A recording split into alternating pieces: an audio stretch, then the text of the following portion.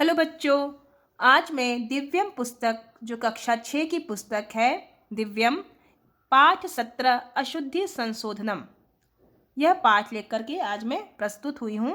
तो आइए देखते हैं अशुद्धि संशोधनम। अशुद्धि का अर्थ क्या है? सबसे पहले जानेंगे अशुद्धि किसे कहते हैं। तो जो गलतियाँ होती हैं उन्हें हम क्या कहेंगे? अशुद्धि। जो त्रुटियाँ हैं उनको हम अशुद्धि कहते हैं।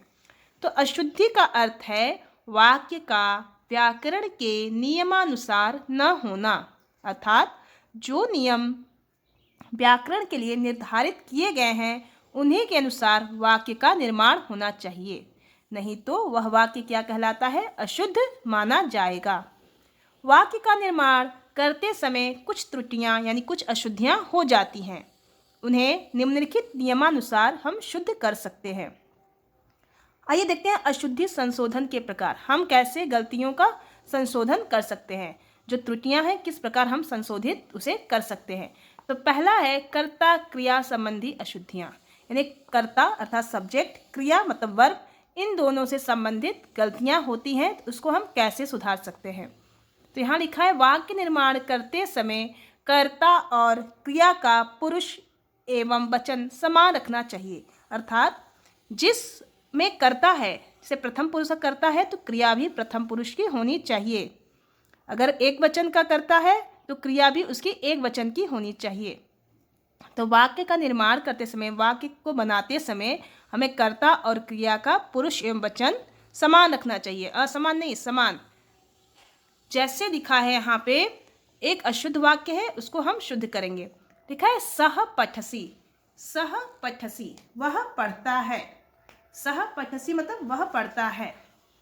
तो आइए देखते हैं, यहाँ लिखा है सह जो है यह प्रथम पुरुष एक वचन का है। पहले की सह तो सर्वनाम है, संज्ञा नहीं है। सह मतलब होता है वह, सह का अर्थ होता है बच्चों वह, यह सर्वनाम है। यह प्रथम पुरुष एक वचन का है।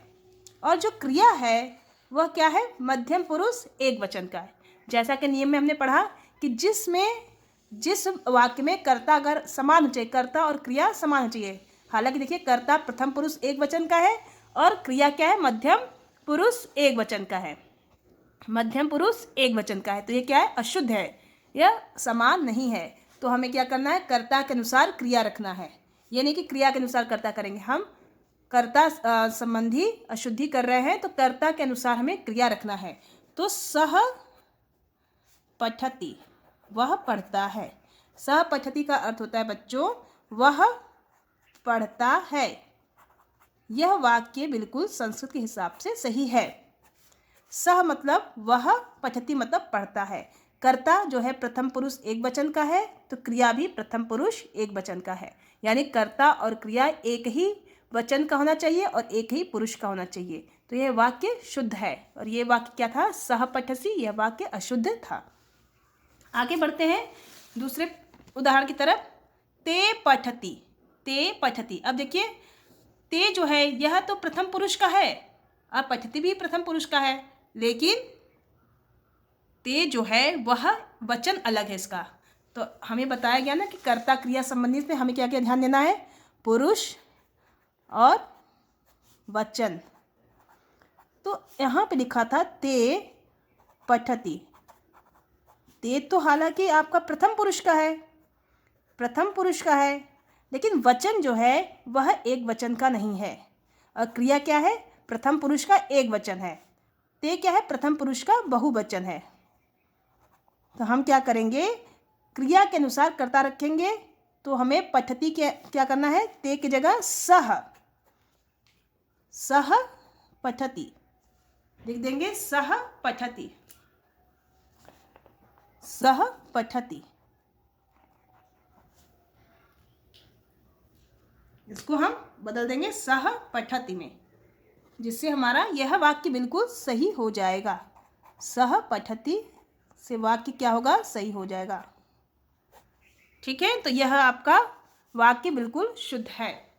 यह वाक्य क्या है? बिल्कुल शुद्ध है, सही है, क्योंकि कर्ता भी हमारा क्या है? प्रथम पुरुष एक वचन का है, क्रिया भी प्रथम पुरुष एक वचन का है। लेकिन यहाँ पे क्या था? कर्ता प्रथम पुरुष का था लेकिन वचन गलत था, बहुवचन का था, इसलिए वाक्य अशुद्ध था। आगे बढ़ते हैं, तीसरा देखते हैं। त्वम पठति। अब देखिए त्वम जो है मध्यम पुरुष एक वचन का है, क्रिया जो है प्रथम पुरुष एक वचन का है। तो हम क्या करेंगे यहाँ पे शुद्ध करेंगे त्वम पठसि, त्वम पठसि।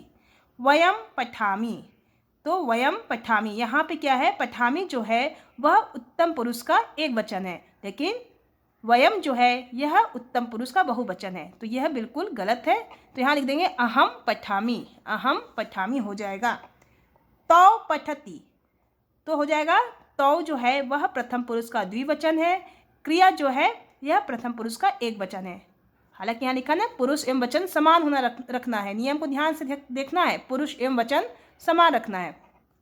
तौ पठति, तो हम लोग कर देंगे यहाँ पे पुरुष और वचन समान नहीं है, जब बनाएंगे तौ पठतः, यानी प्रथम पुरुष का द्विवचन करता है तो क्रिया भी प्रथम पुरुष द्विवचन का होना चाहिए। जिस वचन का करता है उसी वचन की क्रिया होनी चाहिए। जिस वचन का पुरुष है अर्थात जो वचन जिसमें पुरुष अगर प्रथम पुरुष का है तो क्रिया भी प्रथम पुरुष का होना चाहिए। अगर कर्ता मध्यम पुरुष का है तो क्रिया भी मध्यम पुरुष का होना चाहिए। अगर कर्ता उत्तम पुरुष का है तो क्रिया भी उत्तम पुरुष का होना चाहिए। तो ये हमें कर्ता क्रिया संबंधी अशुद्धियों में ध्यान देना है। आगे बढ़ते हैं दूसरे नियम की ओर। विशेषण विशेष संबंधी अशुद्धियाँ। विशेषण और विशेष्य क्या है इसके अंतर्गत? वाक्य में विशेषण शब्दों के लिंग वचन एवं विभक्ति विशेष संज्ञा के लिंग वचन एवं विभक्ति के अनुसार ही प्रयोग करना चाहिए। तो यहाँ जैसा कि लिखा है कि हमें लिंग वचन एवं विभक्ति विशेष अर्थात संज्ञा के लिंग वचन एवं विभक्ति के अनुसार ही प्रयोग करना है। उदाहरण की तरफ से देखते हैं। अशुद्ध वाक्य में लिखा है कुशलः बालिका, लिखा है ना पहला वाक्य कुशलः बालिका। चलिए बनाते हैं कुशलः बालिका को, जो विशेषण विशेष से संबंधित है। तो कुशलः बालिका, ठीक है। अब यहाँ देखिए बालिका जो शब्द है वह स्त्रीलिंग का है। किसका है? वह स्त्रीलिंग का है। और कुशलः जो शब्द है यह किसका है? पुल्लिंग का है। तो यह वाक्य क्या है? लिंग के अनुसार गलत है। तो क्या होना चाहिए यहाँ पे उचित? तो होना चाहिए कुशला बालिका। क्या होना चाहिए? कुशला बालिका। तो विशेषण विशेष संबंधी यह सही है। कुशला बालिका यह क्या है? लिंग के अनुसार भी सही है, विशेषण विशेष के अनुसार भी सही है। तो यहाँ पे हमने देखा कि कुशलः बालिका अशुद्ध हुआ कुशला बालिका। नीलः कमलम, कमलम शब्द जो है वह नपुंसक लिंग का है और नीलः शब्द पुल्लिंग है। तो हमें क्या करना है? यह वाक्य अशुद्ध है तो शुद्ध करना है। तो हम बनाएंगे इसको नीलः कमलः था, तो नीलः शब्द पुल्लिंग है और कमलम शब्द क्या है? नपुंसक लिंग है। तो यह गलत है क्योंकि समान रखना है। तो यहाँ पे हम कर देंगे नीलम कमलम, नीलम कमलम। यह वाक्य शुद्ध है और यह वाक्य अशुद्ध है। ऊपर वाला अशुद्ध था, नीचे वाला शुद्ध था।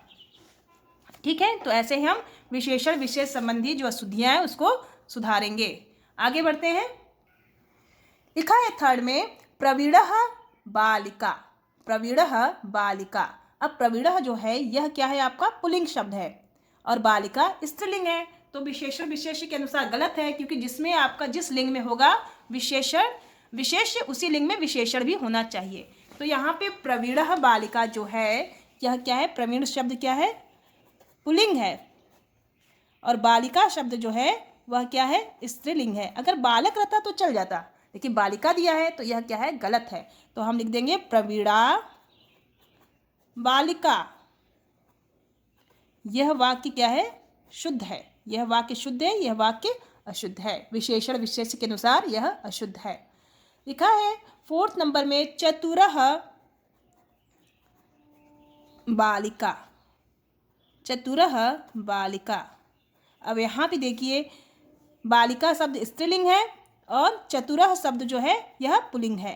तो हमें क्या करना है? विशेषण विशेष के अनुसार बदलना है। तो बालिका स्त्रीलिंग है तो पुल्लिंग जो विशेषण शब्द है उसको भी पुल्लिंग में, बालिका स्त्रीलिंग है तो विशेषण जो है वह भी स्त्रीलिंग होना चाहिए। तो हम लिख देंगे चतुरा बालिका।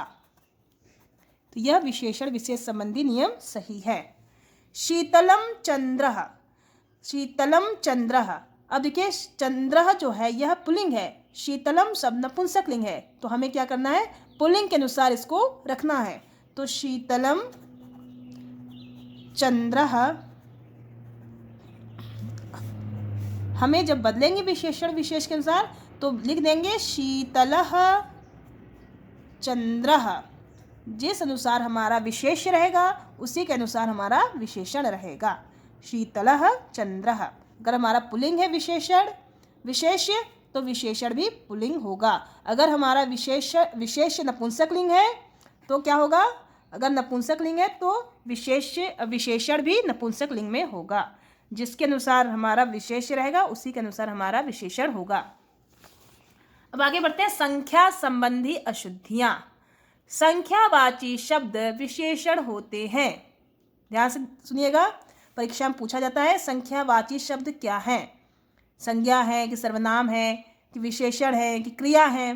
तो यहाँ पे लिखा है संख्यावाची शब्द विशेषण होते हैं, इसलिए इनकी भी विभक्ति वचन एवं लिंग संज्ञा यानी विशेष के अनुसार ही होना चाहिए। इनको भी हम संज्ञा यानी विशेष के अनुसार ही रखेंगे संख्यावाची शब्द को। अब लिखा है अशुद्ध वाक्य में एकम सूर्य। सूर्य क्या है? कौन से लिंग का है? सूर्य पुल्लिंग है कि स्त्रीलिंग कि नपुंसकलिंग? तो यहाँ पे लिखा था वाक्य में संख्या संबंधी अशुद्धि में एकम सूर्य। तो जो सूर्य है यह हमारा पुल्लिंग शब्द है और एकम शब्द जो है वह हमारा नपुंसकलिंग है। ठीक है, तो हमें क्या करना है? विशेष यानी जो विशेष है सूर्य इसके अनुसार हमें बदलना है। तो क्या हो जाएगा यहाँ पे? एकः सूर्यः। विशेष के अनुसार अगर पुल्लिंग विशेष है तो हमारा विशेषण भी पुल्लिंग होना चाहिए। तो एकः सूर्यः। दूसरा है उदाहरण द्वे हस्तौ। द्वे हस्तौ, तो यहाँ पे हो जाएगा द्वे हस्तौ की जगह द्वौ हस्तौ। हाथ कितने हैं? दो हैं, तो यहाँ पे द्वौ हस्तौ। चतस्रः पुरुषः। चतस्रः पुरुषः, तो हो जाएगा चत्वारः पुरुषः, क्योंकि पुरुष शब्द क्या है? यह हमारा पुल्लिंग है और चतस्रः शब्द क्या है? यह हमारा स्त्रीलिंग है। तो इसीलिए पुल्लिंग के अनुसार हम नंबर रखेंगे। चत्वारः पुरुषा। त्रयः फलानि। फल शब्द जो है नपुंसकलिंग है और त्रयः शब्द यह पुल्लिंग है, तो हमें विशेष के अनुसार बदलना है। विशेष यानी संज्ञा जो ये है पीछे उसके अनुसार हमें आगे को बदलना है। तो त्रीणि फलानि। त्रयः नहीं होगा, त्रीणि होगा। फल नपुंसकलिंग है तो संख्या भी नपुंसकलिंग का होना चाहिए। नपुंसकलिंग बहुवचन, जिस अनुसार यह आपका कर्ता विशेष्य है यानी संज्ञा है उसी के अनुसार आपका विशेषण भी होना चाहिए। अगर एक वचन का है तो एक वचन रखेंगे, द्विवचन का है तो द्विवचन, बहुवचन का है तो बहुवचन। हमने एक वचन के ऊपर वीडियो बनाया, आप जाकर देख सकते हैं। तो त्रीणि फलानि। एकम पुरुष। पुरुष क्या है? पुल्लिंग है। एकम शब्द नपुंसकलिंग है, तो हम कर देंगे संख्या संबंधी से एकः पुरुषः। एकः पुरुषः। उपपद विभक्ति संबंधी अशुद्धियाँ क्या होती हैं? देखिए अब उपपद संबंधी। वैसे तो विभक्तियों का प्रयोग कारक के चिन्हों के आधार पर होता है। बोला है वैसे तो विभक्तियों का प्रयोग कारक के चिन्हों के आधार पर होता है, लेकिन कुछ विशेष शब्दों यानी उपपदों के साथ निश्चित विभक्ति ही प्रयोग होती है। इसका ध्यान रखें। जैसे नमः के साथ चतुर्थी विभक्ति का ही प्रयोग होगा, इसके अलावा अन्य विभक्ति का प्रयोग अशुद्ध माना जाता है। सह ग्रामे प्रति गच्छति, तो प्रति में द्वितीय विभक्ति का प्रयोग होगा। तो सह ग्रामम, यहाँ भी द्वितीय विभक्ति होगा। सह ग्रामम प्रति गच्छति। सह जनकस्य सह, सह के योग में तृतीय विभक्ति, तो सह जनकेन सह भ्रमति। अब लिखा यहाँ पे देवम नमः, तो नमस्कार के योग में बता दिया कौन सी विभक्ति? चतुर्थी विभक्ति, तो हम बोलेंगे देवाय नमः। जैसे होता है बालकाय, रमाय, तो ऐसे देवाय नमः। सह रामस्य विना गच्छति, विना के योग में द्वितीय विभक्ति, तो सह रामम विना गच्छति। कलहम अलम, तो कलहेन अलम। भवान शब्द का अर्थ आप होता है, इसके साथ प्रथम पुरुष की क्रिया का प्रयोग होता है। जैसे भवान कुत्र गच्छति, यहाँ पर गच्छति के जगह गच्छसि का प्रयोग अशुद्ध माना जाएगा। क्यों? क्योंकि भवान जो है वह प्रथम पुरुष की क्रिया का प्रयोग करता है। तो आइए इसी कुछ अभ्यास की ओर बढ़ते हैं। अभ्यास देखते हैं जो परीक्षा में आपके इसी से अभ्यास बनेंगे। कक्षा 6 के बच्चों के लिए है ये अभ्यास। अभ्यास की ओर बढ़ते हैं। लिखा है विकल्पों से उचित उत्तर चुनकर रिक्त स्थानों को भरिए। जो विकल्प दिए हैं, ऑप्शन दिए हैं, उसमें से उचित चुन करके रिक्त स्थान को भरना है। सह तत्र पठन्ति होगा कि पठता होगा कि पठति। सह क्या है? प्रथम पुरुष एक वचन का है, तो क्रिया भी प्रथम पुरुष का एक वचन होना चाहिए। तो पठन्ति क्या है? यह प्रथम पुरुष का बहुवचन है। पठता क्या है? यह प्रथम पुरुष का द्विवचन है। पठती क्या है? यह प्रथम पुरुष का एक वचन। जिस अनुसार कर्ता होगा उसी के अनुसार क्रिया भी होगी। तो खेलनाय, वे दोनों खेलने के लिए। गच्छता होगा गच्छन्ति कि गच्छतः। देखिए क और ग दोनों सेम हैं, क और ग दोनों सेम हैं, तो आप किस पे टिक लगाएंगे? क और ग में, तो किसी में कर दीजिए गच्छतः या गच्छतः, दोनों सही है। तो मैं तो क में लगा रही हूँ, आप क या ग में से कोई भी लगा दीजिए। ठीक है। नरेशः सह गच्छति, नरेश साथ जाता है। सह के योग में बताया गया कौन सी व्यक्ति का प्रयोग होता है? तृतीया। तो मित्रेण, मित्रेण पे टिक कर दीजिए। सरोवरे कमलम अस्ति, कमलम शब्द क्या है? यह नपुंसक लिंग है, तो एक होगा कि एका कि एकम, तो संख्या भी नपुंसक लिंग का होना चाहिए। तो सरोवरे एकम कमलम अस्ति। अलम विवादम होगा कि विवादेन होगा कि विवादः, तो अलम के योग में हम क्या करेंगे? विवादेन का प्रयोग करेंगे, तृतीया विभक्ति का प्रयोग होगा। ठीक है, तो ऐसे आप भर लीजिए। रंगीन शब्दों को शुद्ध करके वाक्य दोबारा लिखिए। प्रश्न नंबर 2 को ध्यान से देखिए। रंगीन शब्दों को शुद्ध करना है, ये गलत है, इसको शुद्ध करके वाक्य को दोबारा लिखना है। तो चलिए लिखते हैं। सह तत्र गच्छति, गच्छन्ति, तो क्या होगा इसका शुद्ध? सह तत्र गच्छन्ति की जगह हो जाएगा, सह है तो शुद्ध करना है, कर्ता को सही करना है, तो यहाँ पे हम लिख देंगे ते। दोबारा में क्या लिखेंगे? ते, यहाँ पे ते लिख देंगे।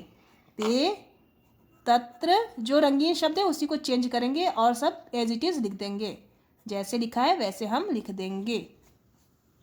ठीक है। त्वम पाठम पठति, तुम पाठ को पढ़ो, तो यहाँ पे क्या हो जाएगा? पठती है क्रिया हमारा, तो त्वम को हम क्या करेंगे? सही करेंगे। रंगीन, तो त्वम की जगह हम क्या करेंगे? सह कर देंगे। सह पाठम पठति। आप ऐसे ही पुस्तक में भरते जाइए। थर्ड में ते है, धावती है, तो हम लिख देंगे ते धावंती। अब रंगीन शब्द है, इसको बदलना है, तो ते यानी कि ते धावंती। रंगीन चीज़ों को बदलेंगे हम लोग। कर्ता, अगर कर्ता बोला है रंगीन में तो उसको चेंज करेंगे, अगर क्रिया बोल रहे हैं यहाँ पे तो क्रिया को हम बदले हैं। वयम नृत्यामी, यहाँ पे देखिए क्रिया को चेंज करने के लिए बोल रहा है, तो वयम नृत्यामी का जगह हो जाएगा वयम नृत्यामः। क्या हो जाएगा? वयम नृत्यामः। तो जो रंगीन है उसी को हम बदल देंगे, आगे का समान रहेगा। ये हमने छोड़ दिया था, इसको मैं लिख दे रही हूँ। ठीक है, वाक्य को दोबारा भी लिखना है तो लिख दिया जाएगा। तो खेलंती, तो यहाँ पे बोला कर्ता बदलिए, तो हो जाएगा ते, ते खेलंती। ऐसे अपने पुस्तक में पेंसिल की सहायता से कर लीजिएगा, पेन की सहायता से नहीं, गलत होने पे आपको फिर अगर पेन से लिखेंगे तो काटना पड़ेगा, तो पेंसिल से ही लिखिए। रामः पठन्ति, अब देखिए यहाँ क्रिया बदलना है, तो रामः पठति, क्या हो जाएगा? पठति। आवाम हसामः, आवाम हसामः की जगह होगा, आवाम की जगह आवाम ही रहेगा, हसामः की जगह क्या हो जाएगा? पहले आवाम लिख दीजिए, हसामः की जगह लिख दीजिए हसावः। ऐसे ही अपनी पुस्तक में भरते जाइए। यूयम नमथ, यूयम की जगह हो जाएगा युवाम। बच्चों युवाम, आप अगर आप चैनल पे आए हैं पहली बार तो उसको लाइक और सब्सक्राइब जरूर कर लीजिएगा और अपने दोस्तों को भी शेयर कर दीजिएगा, उनके भी वर्क हो जाए। युवाम नमथ, और हमें कमेंट्स करके बताइएगा आपका दिव्यम में कौन सा चैप्टर अभी नहीं हुआ है। अहम हसामः, अहम हसामः, तो हो जाएगा वयम, वयम हसामः, हसामः। सा पचन्ति, तो क्या हो जाएगा? सा की जगह, सा की जगह क्या हो जाएगा? सा पचन्ति, तो सा की जगह सा ही रहेगा, पचन्ति की जगह पचति हो जाएगा। नीलः कमलम, तो हो जाएगा नीलम कमलम, नीलम कमलम विकसति। ठीक है, ऐसे ही आप इसको बदलेंगे। ठीक है, आगे बढ़ते हैं। आगे है इसी के अंतर्गत सह रामस्य सह गच्छति, तो रामस्य की जगह क्या हो जाएगा रामेण, क्योंकि सह के योग में तृतीय व्यक्ति, तो हम केवल जो रंगीन है उसी को बदल दे रहे हैं, रामेण। शोभनम पुरुषः, तो शोभनम की जगह क्या हो जाएगा शोभना, क्योंकि पुरुष शब्द जो है वह पुल्लिंग है, शोभनम नपुंसकलिंग है, तो इसलिए शोभनः। सह नगरस्य प्रति गच्छति, तो सह नगरस्य, नगरस्य की जगह हो जाएगा नगरम, क्योंकि प्रति के योग में द्वितीय विभक्ति नगरम, ठीक है, नगरम लिख दीजिए। वयम ते भोजनम खादति, तो खादति की जगह हो जाएगा खादंती, बच्चों इसको लिख दीजिएगा खादंती। आगे है वयम पठामि, तो पठामि की जगह हो जाएगा पठामः। वयम उत्तम पुरुष का बहुवचन है, तो क्रिया भी उत्तम का बहुवचन होना चाहिए। अलम कलहात, तो अलम के साथ लगेगा कलहेन। रंगीन चीजों को केवल बदल रहे हैं, कलहेन। कौ तत्र तिष्ठन्ति, तो तिष्ठन्ति की जगह हो जाएगा तिष्ठतः। सह कन्या बुद्धिमती अस्ति, सह नहीं होगा सा होगा, क्या होगा सा कन्या, क्योंकि कन्या स्त्रीलिंग है तो सह भी पुल्लिंग है, तो यहाँ पे सा हो जाएगा। ते महिला पचंती, तो ते की जगह हो जाएगा ता, ठीक है। बहुत ही आसान है, बहुत ही इंटरेस्टिंग था ये चैप्टर, आप इसको ऐसे कर लीजिएगा। अब आइए एक्टिविटीज़ की तरफ। उचित कर्ता एवं क्रियापदों को जोड़िए। देखिए त्वम पठसी, अब हम लिख देंगे यहाँ पे अहम, अहम नृत्यामि, ठीक है। अहम पठामि, क्रिया जोड़ना है, कर्ता लिखा है, कहीं कर्ता जहाँ नहीं है वहाँ कर्ता लिखेंगे, जहाँ क्रिया नहीं है वहाँ क्रिया लिखेंगे। अब यहाँ देखिए कर्ता गायब है, कुर्दति, तो सह। आवाम, ठीक है, यहाँ लिख देंगे नमावह। यूयम नमथ,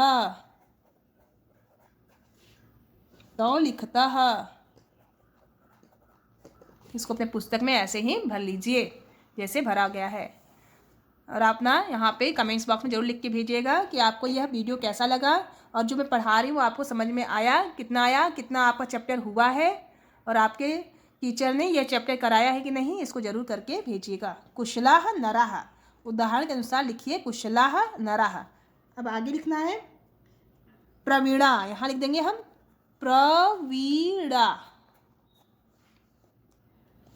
कुशला नरा प्रवीणा, ठीक है। प्रवीणा नरा, कुशला नरा हो गया, प्रवीणा नरा हो गया, विशेषण संबंधी लिखना है, ठीक है। चतुरा, चतुर भी है, चतुरा नरा, ठीक है। विशाला, विशाला नरा, विशाल भी है मनुष्य। श्रेष्ठ, यहाँ देखिए बहुवचन का है, प्रथम पुरुष का बहुवचन है, तो हमारा विशेषण भी प्रथम पुरुष का बहुवचन होना चाहिए। श्रेष्ठः नरः। देशभक्ता नरा, देशभक्तः नरः। दो और भरना है, राष्ट्रभक्तः, राष्ट्रभक्तः नरः। परिश्रमशीलः, परिश्रम भरिए परिश्रमशीलः नरः। तो ऐसे अपने पुस्तक में भर लीजिए। नर का विशेषण है, ये सारे मनुष्यों के विशेषण है। स्वमूल्यांकन में क्या करना है बच्चों, आपको यहाँ पे लिखा है स्वमूल्यांकन सेल्फ असेसमेंट। निम्न वाक्यों से अशुद्ध पद छांटकर उनका संशोधन करना है। तो यहाँ पे भवान पठसी नहीं होगा, भवान पठती होगा, पठसी की जगह हो जाएगा पठती, यहाँ हो जाएगा पठती। सह मम जननी अस्ति, तो यहाँ पे सह की जगह हो जाएगा सा, सा, ठीक है। सिंहम उच्चै गर्जता, सिंहम नहीं होगा सिंह, सिंहम की जगह हो जाएगा सिंहः। एषा वृक्षः अस्ति, तो यहाँ पे हो जाएगा एषा की जगह हो जाएगा एषः। बालकः ध्यानात् पठति, तो हो जाएगा बालकः ध्यानात् की जगह हो जाएगा ध्यानेन, ठीक है, ऐसे आप भर लीजिए। जीवन में क्या क्या अनिवार्य है, मंजूषा से चुनकर लिखिए। आपके जीवन में क्या क्या अनिवार्य है? सद्व्यवहार, अच्छा व्यवहार करना चाहिए। कटु वचन, बुरा वचन नहीं बोलना चाहिए, तो गलत है। नियमबद्धता, नियम के अनुसार रहना चाहिए। प्रातः भ्रमण, सुबह वाक करना चाहिए। असत्य वादनम, और झूठ नहीं बोलना चाहिए। तो यह 3 चीज़ हमारे जीवन में अनिवार्य है, सद्व्यवहार, नियमबद्धता, प्रातः भ्रमणम। ठीक है, यह आपका शुद्धि संशोधन हो गया, हमने करा दिया। और हमें कमेंट्स करके भेजिएगा आपका कौन सा चैप्टर दिव्यम का भी नहीं हुआ है, और आपने कौन कौन सा चैप्टर अगर नहीं किया है तो कमेंट्स में करके भेज दीजिएगा। और हमारे चैनल पे पहली बार आए हैं तो प्लीज़ लाइक और सब्सक्राइब जरूर करिएगा। धन्यवाद बच्चों, फिर हम आपको अगले वीडियो में मिलेंगे।